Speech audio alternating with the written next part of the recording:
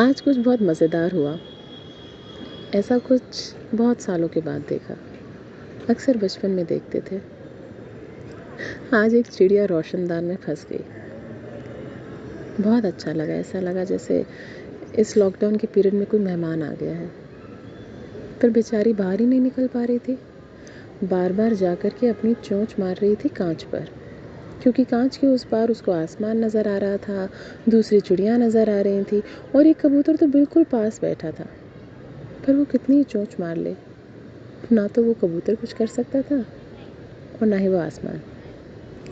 दूर से एक और चिड़िया की आवाज़ आ रही थी, जो बिल्कुल उसके जैसी दिखती थी, उसके जैसी आवाज़ कर रही थी। ऐसा लगा जैसे उसका साथी उसको ढूंढ रहा था। ये चिड़िया आवाज़ सुनकर रोशनदान के दरवाजे तक आई, पर ऐसा लगा जैसे डर गई। उसको लगा कि नहीं, उस कांच के उस पार ही आसमान है, वही सही है। वो वापस वहाँ चली गई। मैंने भी थोड़ी कोशिश करी, कुछ आवाज़ें करी, उसे लालच देने की कोशिश करी कि शायद वो इस तरफ आ जाएगी, दाना चुगने के बहाने ही सही। पर नहीं आई। वो बार बार अपनी चोंच उस कांच पर ही मारती रही, इस उम्मीद पर कि इस कांच के पार ही वो उड़ सकती है, जा सकती है, बाहर जाने का रास्ता बस वही है। थक गए हम सभी, बैठ गए और वो भी।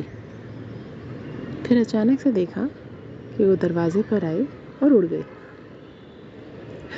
ऐसा हमारे साथ भी होता है ना, कि बहुत सी चीज़ें ऐसी होती हैं जो हमको लगता है कि हम इस रास्ते पर चलना तो चाहते हैं, पर कुछ ना कुछ होता है जो हमको रोक लेता है।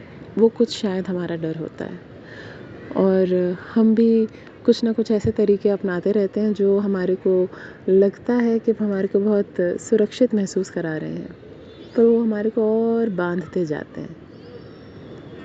तो हमारा डर हमारे को सुरक्षित महसूस करा रहा है, पर डर का सामना करना हमारे को आज़ादी देता है।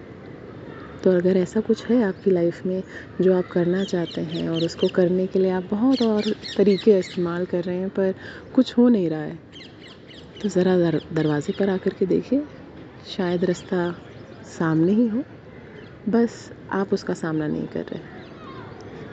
आई होप ये कहानी आपको अच्छी लगी हो। Thank you.